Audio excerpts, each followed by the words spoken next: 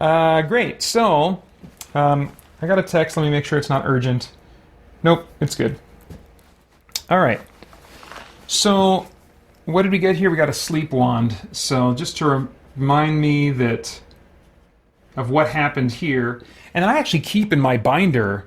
Sorry, let me move this camera back up to the map a little more. But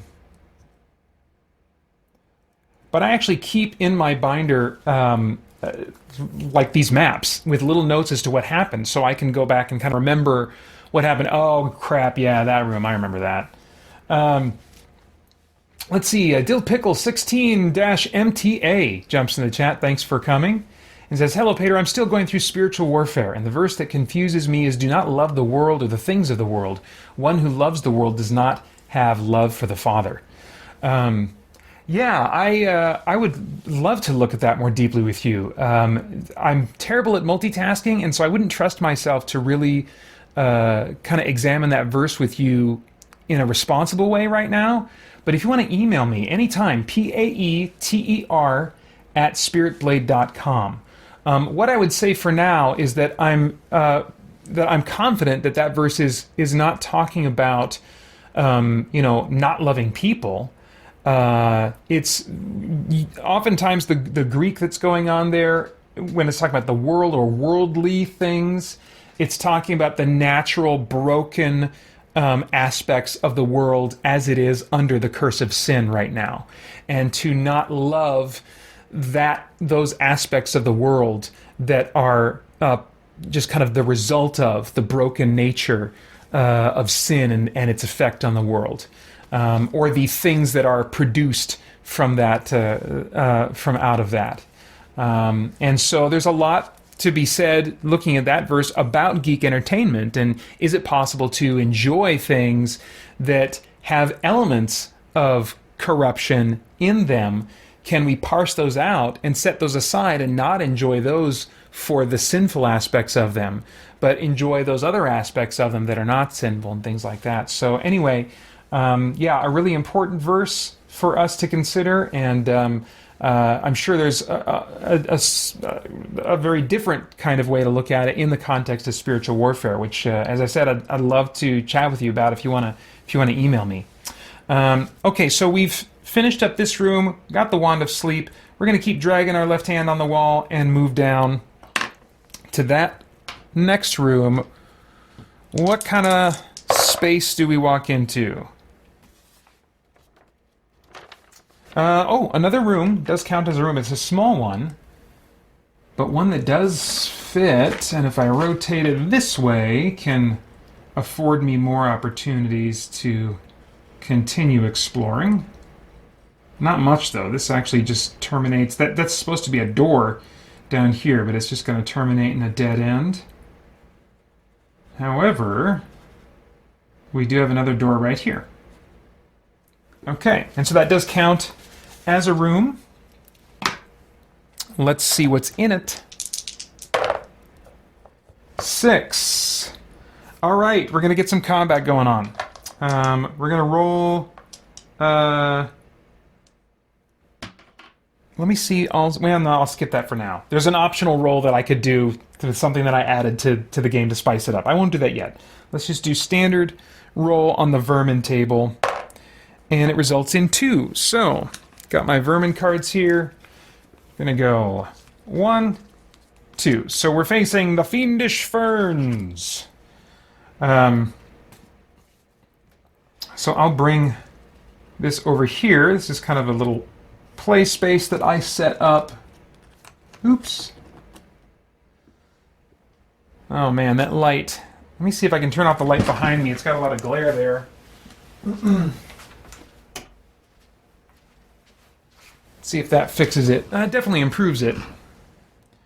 So I kind of set this up in pseudo Final Fantasy fashion, where I've got my guys on one side of the screen and the enemy on the other side of the screen.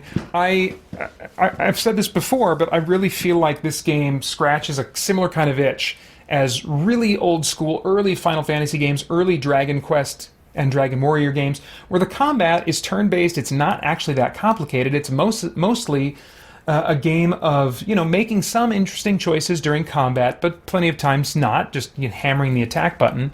But the other big component is how far can you push your luck and your resources in the dungeon you're exploring before you need to go back and rest at the inn, and there's also a simple rules for rows. We've got Patience, my dwarf, right here. We've got Griffith, my cleric.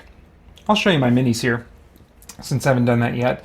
This is a Descent First Edition mini for my dwarf, my valiant fighter. I chose the dwarf instead of a full-on fighter class because I like me some loot, and he it has this kind of appraisal ability that allows him to sell jewelry and gems that the party finds at a 20% increase cost.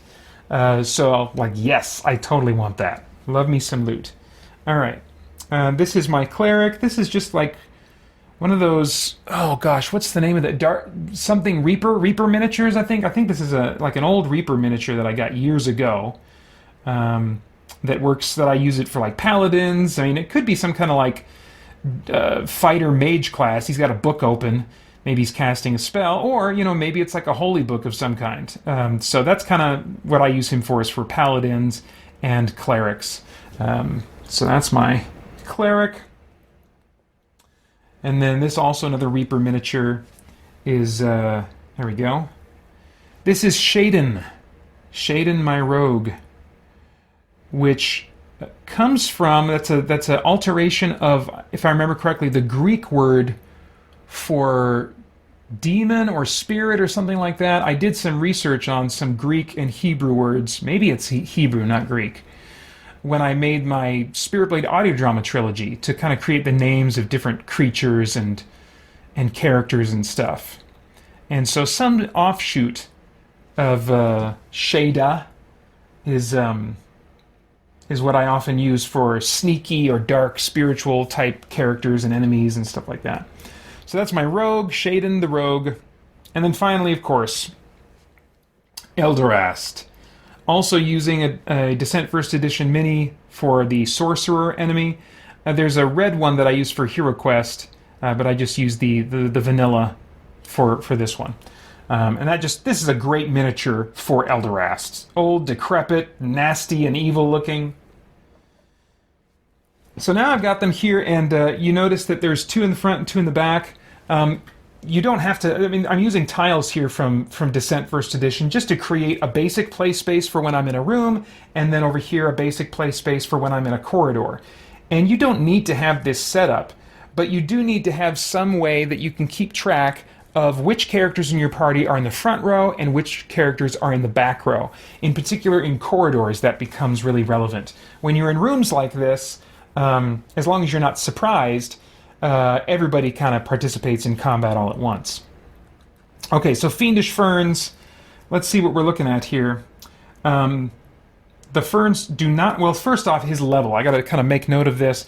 The same user who created this nice character sheet here also created this encounter tracker.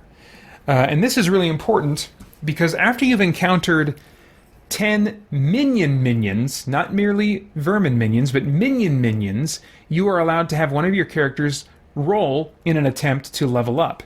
So you want to keep track of those. These are just vermin, though. But even so, the enemies scale in difficulty with the level of your characters many times. As is the case with these Fiendish Ferns, level says HCL, and that means that their level is equal to the highest character level in your party, which in my case is level 4. So I'll make a note of that. Let's see. Write down Fiendish Ferns. And then the number of them is equal to d6 plus 2. So there are 4 of them that I have to deal with. They have 0 attacks. That's interesting. I'll have to see what that's about. I don't know if I fought the Fiendish Ferns before. And they have no treasure, which is very common, unfortunately, for vermin. But let's see what this card says. The Ferns do not attack, but each hero has a 2 in 6 chance that the Ferns will seep into their shoes. Halflings and trolls who go around with bare feet have a 4 in 6 chance, so I don't have any of those, thankfully. Wood elves, druids, and conservationists are immune. Well, I don't have any of those either. Heroes touched by the Ferns lose 1 life and 1 carried item of their choice. That sucks. Ferns are automatically destroyed by any flame-based or lightning spell. If destroyed with melee attacks, heroes attacking them must roll the same chance of being touched for every attack they perform. Yikes. So I want to get rid of these things just as soon as I possibly can. Now on the bottom here it says reactions. I think all enemies have a reactions kind of table that you can roll on, so that you have the option, when you have not been surprised by an enemy, you have the option of waiting to see what they will do. Some of them, there's a chance that they will let you bribe them, or they'll give you a quest, or maybe they'll be sleeping or something like that. And so you can look at the possible reactions and decide from there whether or not you want to attack first or wait. If you wait to see what they do, they will get the first attack if they end up attacking. But if you don't wait and you are proactive, then you get the first attack. Most times I find that I am interested in just killing. And in this case, man, all the more reason. What does this say? Each hero has a 2 in 6 chance that the ferns will seep into their shoes. It doesn't say when you make that check, so I'm going to assume that, let's see, heroes touched by the ferns lose 1 life.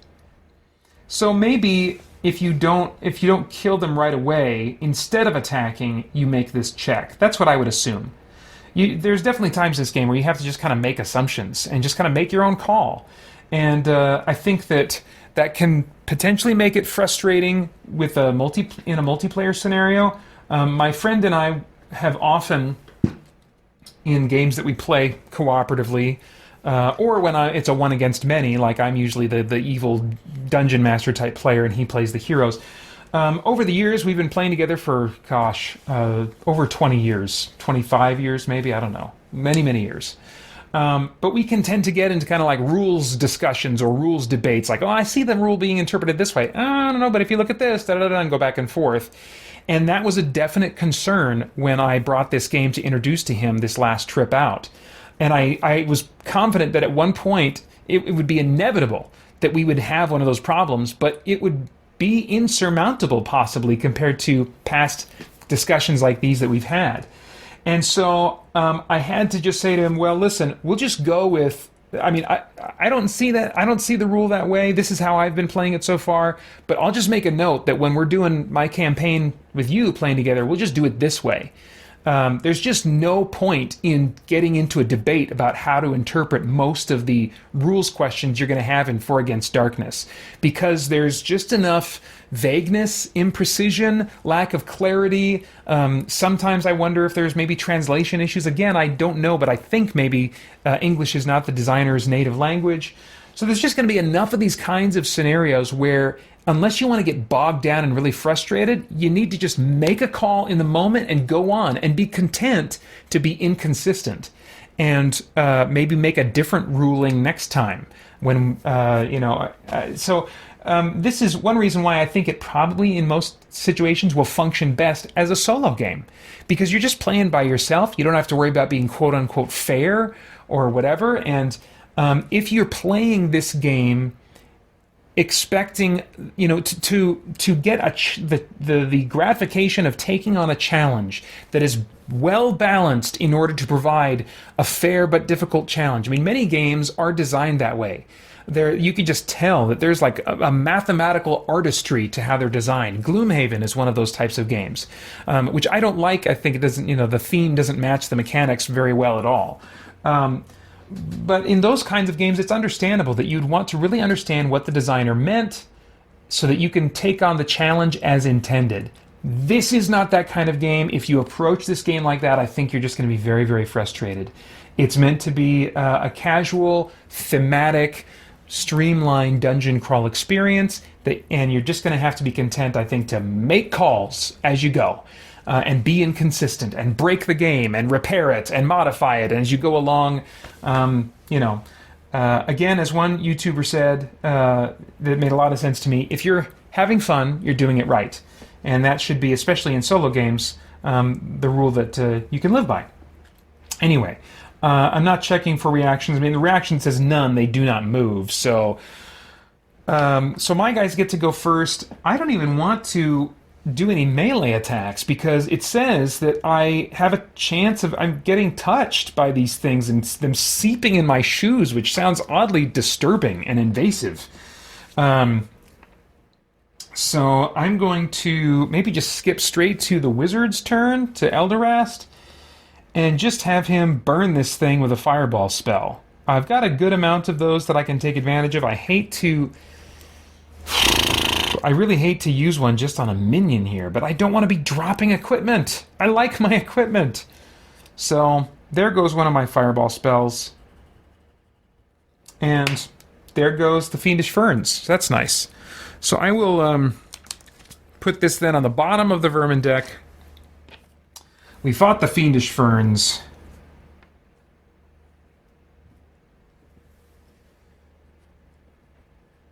Fiendish Ferns. Good thing only I ultimately need to be able to read my own handwriting, right? And now we're going to keep moving. What is in the next room? Yeah, okay. I had to double check my formation because in a surprise attack situation, formation is really important. And you're most likely to hit surprise attacks in a when you're backtracking. So I should be okay. All right. 15 is the room shape this time. Let's see. This is what I'm looking at here. Maybe...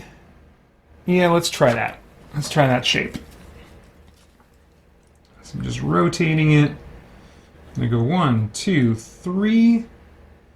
1, 2, 3. And then that's supposed to be a door, but it's just gonna hit that wall and dead end. And then it goes down 1, 2, then out, then 1, 2, and then back. And we do have one door right here. Nice. It's nice running into all these rooms. Okay, so let's roll for contents. All right, we got a 7. Ooh. All right, we're going to fight some minions now. What kind of minions are we going to fight?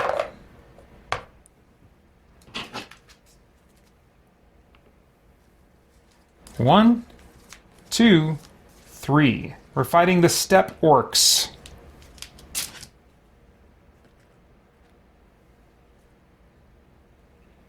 All right.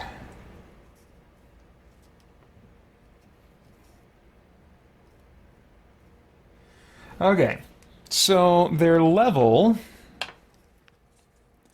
oh, this is our first group of minions, so I get to mark that. That's nice. And then I'll write down Steppe Orcs on my encounter sheet. Their level is highest character level plus 3. So that means they're level 7. How many? D6 plus 4, huh? Great. There's 10 of them. They get 1 attack. And I do get to roll once on the treasure table, so at least they got that going for them. Let's look at some details here. Before closing for the melee, half the orcs rounded up will throw their javelins at the party. Count as the highest character level plus 2 ranged attacks. Okay, so that'll be a level 6 ranged attack that my guys will have to dodge. One of the orcs will be a leader with 2 life. Crap. Who still counts as a minion who inflicts tear damage with its crushing hand weapon. Tear damage, at the level that I'm currently at, I believe we're still in tier 1, so that translates to who inflicts 1 damage with its crushing hand weapon. But you can see using these kinds of things and the stats of these monsters that they kind of scale up, which you might have mixed feelings about. I'm not sure. I haven't played the game long enough to really... I've done 8 to 9 dungeons so far. I don't know if I've ever fought the Steppe Orcs. I don't think I have. Anyway, so he's got a leader with 2 life, but he still counts as a minion. That's interesting. So does he count as an additional minion? I'm gonna say that he does, just because I can. So great.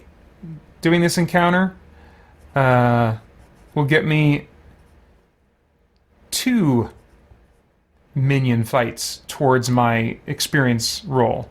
Steppe Orc leader, we'll say. Just 1 of him, and again he's level 7, right? It says, but he's got 2 life. So actually, I should change that to 2. Okay. Now, I've got the jump on him right now. I could choose to wait for their reaction, roll a d6. On a 1 to 2, I'd get the chance to bribe them, but that is so much coin. I don't even think I brought that with me. I usually don't bring coin with me. But that is a reason to think carefully before you enter a dungeon. Okay, we have this much in the vault. How much do I want to bring with me? How much can everybody carry? Each character can only carry 200 coins. So I can't go that route. And on 3 to 6, we're going to fight. So might as well attack first. However, it says before closing for the melee, half the orcs will throw their javelins at the party. So half of them get to attack first, even though I have the jump on them. That sucks. But if memory serves, the characters I have that are using ranged weapons can also attack first. I think that might be the case. I'm not sure, and I'm not going to look it up. I'm just going to say that's how it is for now.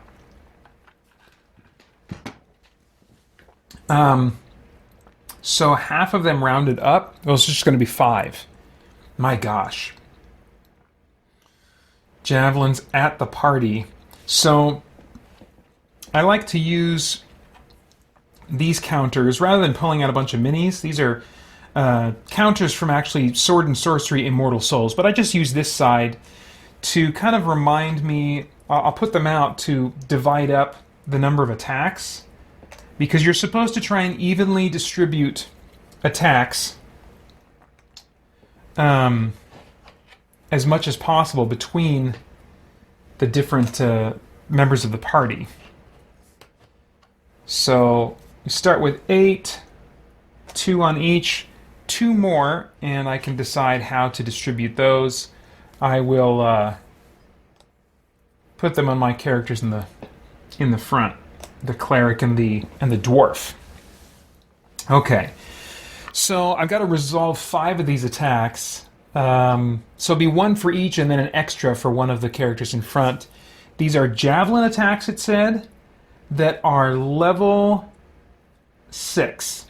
So the way that... but I said that my guys... my ranged guys... Who's using ranged? Let's see here. Eldorast can't do anything except for cast spells, because I've got him holding the mapping equipment. There's an expansion for this game that in the back, it's actually a very small part of the content of the expansion, but it's the one that's become most relevant to me so far. It has rules for mapping dungeons. Now, as a player, you are, of course, mapping the dungeon as you go through it. But this allows you to kind of like have your character in the context of the lore of the game, have one of them map the dungeon, and then you can sell that map to, they say, another party of adventurers. In my mind, it could also be like miners, maybe people that are, going to be mining this if it's a cave location or something like that. Interested parties, anyway. And depending on how many rooms you reveal, how many rooms you leave unrevealed, all of that gives your completed map that you sell a certain gold piece value. And I'm like, that's cool. Just anything I can do to a game to give me that little, probably, I guess, a small dopamine hit that I get from loot, from acquiring. That's a cool feeling for me in games. And so I did start using that mechanic. The downside is that the character that does it, it's really difficult, if not impossible, for them to attack. He can for one turn, put his after the first turn, put his mapping stuff away and get out a weapon. But at least the first turn, he can't do anything. I will say that he puts his mapping stuff away just in case I want him to try and attack in the future.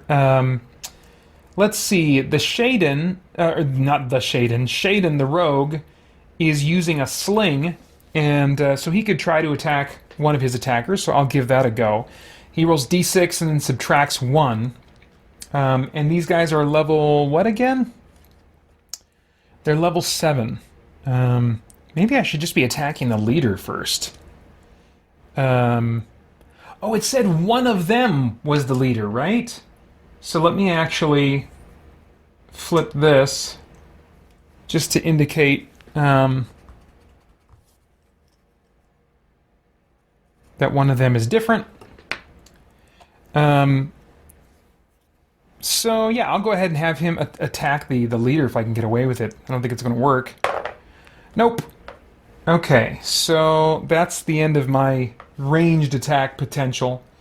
Now, 5 of these guys are going to attack. Let's start with the leader, who I will have attack the dwarf. And the way that you resolve that is you do attack rolls when your heroes are attacking and defense rolls when they're being attacked. You don't actually do any rolls for the bad guys. All of your rolls are kind of from the hero's point of view. So he's got an incoming level 6 attack incoming. In defense, he gets d6 plus 3. He gets 7.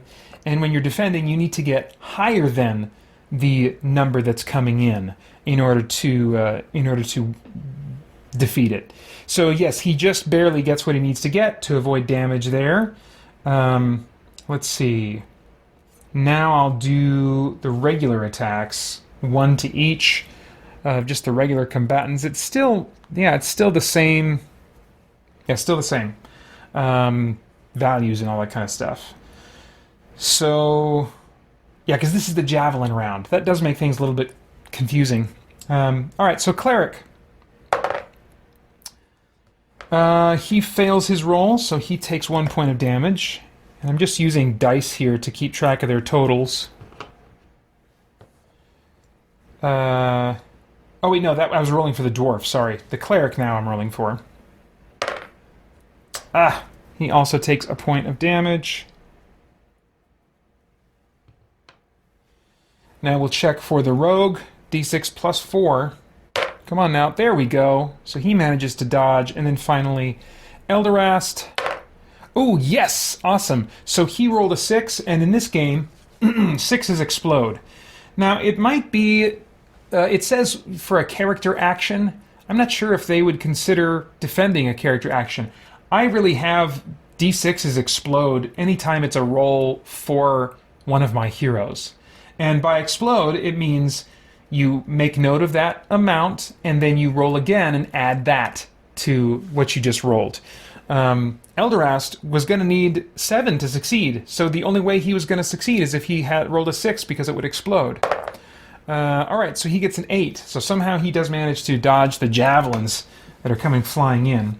And now we'll get to my front guy's regular attacks. Let's see. So yeah, we'll have the dwarf attack first. He gets d6 plus his level, which is 4. So he gets 8. And sorry, I didn't say this, but in my head I was assuming the leader here. So he takes... the leader loses 1 life. 1 more and he'll be dead. Now we'll move on to the cleric, who adds half of his level rounded down to his attack. So for him, he's level 3. That'll be d6 plus 1. He does get extra against undead, but these guys aren't undead. Let's see. Now on the attack roll, you just need to get equal to or greater than their level. And they are level 7. He rolled a 3. So he did not do any, he didn't kill any of them. And then let's see, Shaden already did his attack as part of that ranged sequence. Elderast already kind of was putting his map away. And so now we cycle back around to the other half of the enemies. It'll be nice when they're all grouped together. That normally you don't split it up into like ranged attacks and stuff like that. It's just straight up, back and forth. So it's a little bit more multitasking to remember some of this stuff. Okay, so Dwarf is defending, and he takes another hit. So he's down to 7. The Cleric, he defends. He gets 9, so that's good. And then Shaden for... no. Crap. Nope, he takes a point of damage. And Elderast almost certainly going to take a hit. Yep. Alright. So he's down to 4. Alright, so now at this point we start a new round, and all of the bad guys, they all got their melee weapons out. So they're all attacking at once. My guys get to go first, though. Let's see. This is pretty serious. We haven't killed any of these guys yet, so I think I'll probably have Elderast cast a spell. Probably Sleep is what I'm thinking right now. We'll see how that goes. We'll start with Patience the Dwarf, though. He's going to do... Oh, that's interesting. Why am I saying that? Plus 4 attack on... Oh, he's got a +1 sword! That's what that note is about. It's like, why do I have that little note there? +5. Why am I getting +5 for my dwarf's attack? It's because he's got a +1 sword that I forgot that I picked up. Very super cool. Okay. So yeah, Patience the Dwarf attacking the leader again. Nice, he rolls a 6. Rolls a 6 again. Oh, I wish I would have attacked the group of them. And a 5.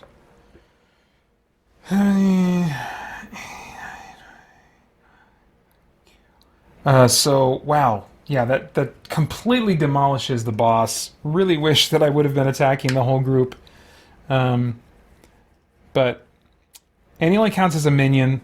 So, unfortunately, normally when you fight a boss monster, whether it's a weird monster or a boss, you get to make an XP roll immediately after defeating them. So I kind of wish he was a true boss right now. Okay, well done, Dwarf, though. Alright, Griffith the Cleric. What do you got? Oh my gosh, he rolled a 6. +4, so that's 10, and then +1 for his modifier, so a result of 11. Now, at this point, you basically kill, if you're fighting a group of monsters, you kind of divide your result by their level. So in other words, if I would have rolled a 14, then their level is 7, and so 7 goes into 14 twice. That would have meant that I would have killed 2 of them. Instead, I only rolled 11. You can only go into 11 once with 7, and so I only take out 1 of them. But still pretty significant at this point.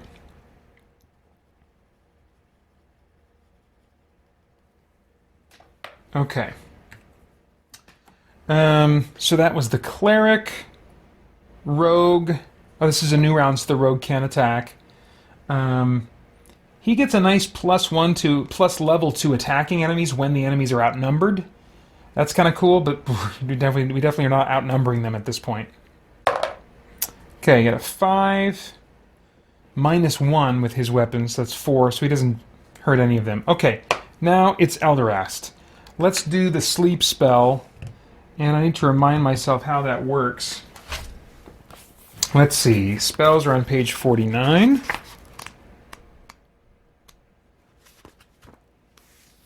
This spell works like an attack roll. It does not affect undead, dragons, and certain other monsters.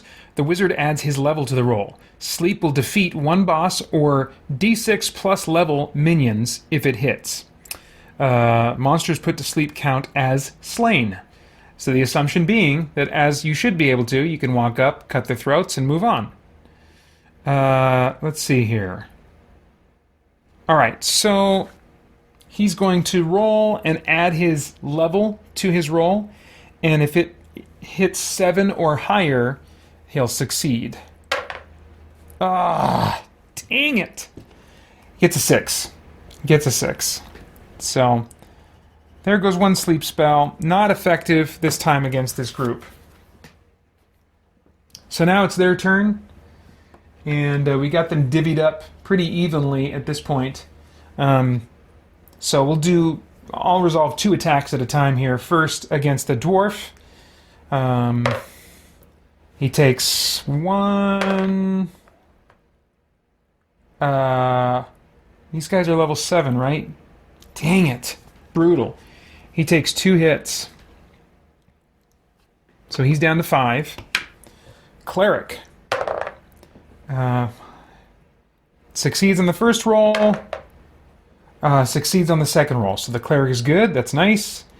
Now the rogue. Yep, he's got pretty good defense. Awesome. His even exploded on the second one, but he doesn't need it. And then finally, Elderast. Poor Elderast. Nope. And... no! So just like that, Elderast is down to 2 health. So we need to think about healing him. Healing potions are pretty cool. If I remember correctly, they restore all lost health. And I have chosen to house rule in this game the same way as in Hero Quest, I think. Did we do that? I think Mark and I did that, my friend and I.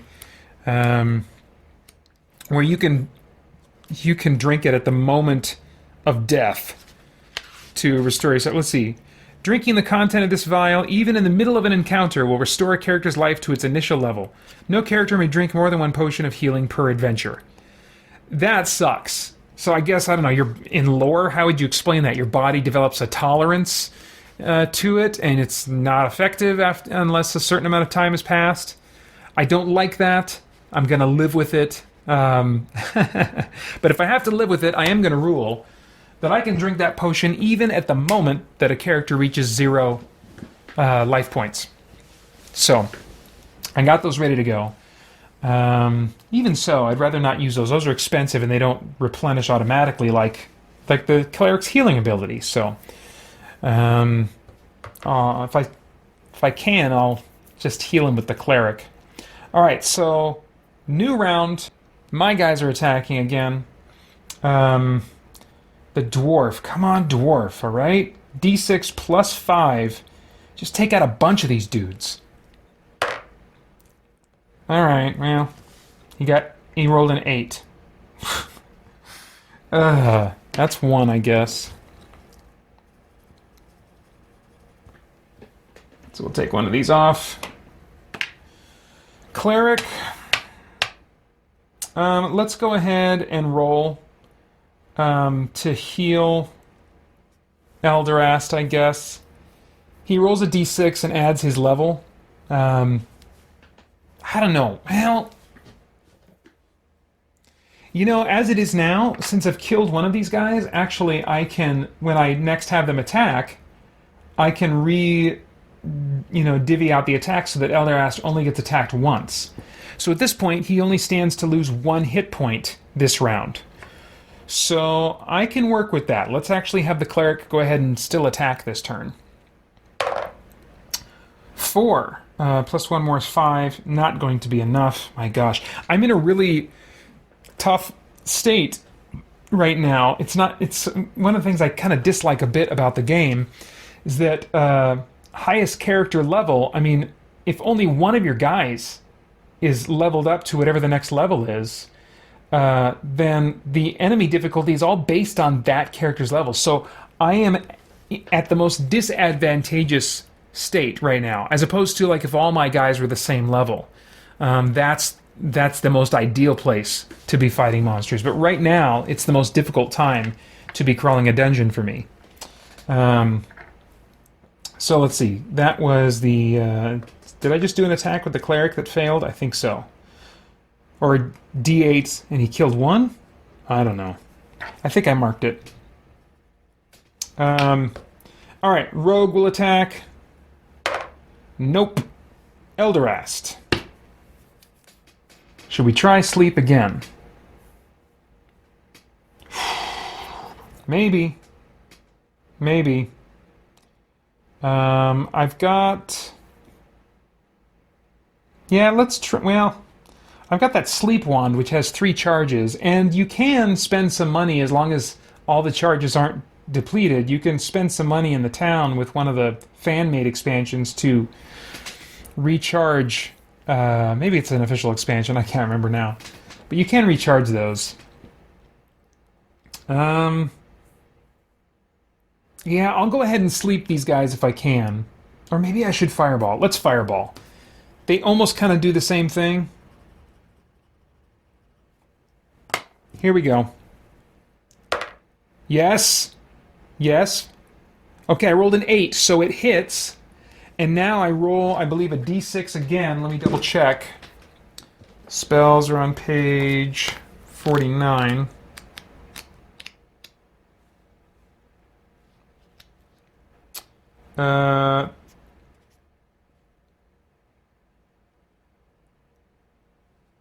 Oh yeah, okay, maybe not so great. Used against minions, Fireball slays a number of creatures equal to the wizard's die roll minus the level of the minions. So I don't roll again. I was thinking that maybe I rolled again.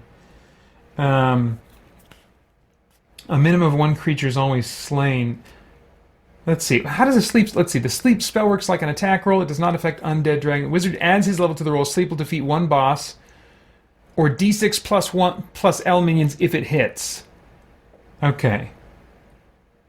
It works like an attack roll. Yeah. Okay. So you just use this 1 roll. Whereas the sleep spell, if it hits, then you roll again, and that determines how many fall asleep. So sleep might have been better. Anyway. So I rolled an 8. Fireball slays a number of creatures equal to the wizard's die roll minus the level. So it only kills 1. That is really disappointing. Okay. So, yeah, I already scratched off Fireball. So just 1. That'll teach me. Sleep. Unless it's something that's immune to sleep, sleep is the better spell. Okay, so now it's their turn to attack. The dwarf is going to defend his 2 attacks first. Or, no. Nope. Just 1 shy of what he needed. So he's down to 4. But that's just the first attack. Dang it, again. Again. Now he's down to 3. This is brutal. Cleric now. 5, so good. He defended his first one. Not his second one, though. So he's down to 5. Shaden. He defends the first one, but not the second. So he's down to 4. Elderast. Nope, he's down to 1. Alright, definitely needs some healing now. Okay, so we're back to the dwarf's turn. Man, I wish there was something I could do here. He doesn't have any kind of special attack or anything. Here we go. Oh, totally biffed it. Rolled a 1. For more chat about geek entertainment, answers to your questions, and news from the wider world of Christian geekery, get the Christian Geek Central podcast today on iTunes and other podcast services.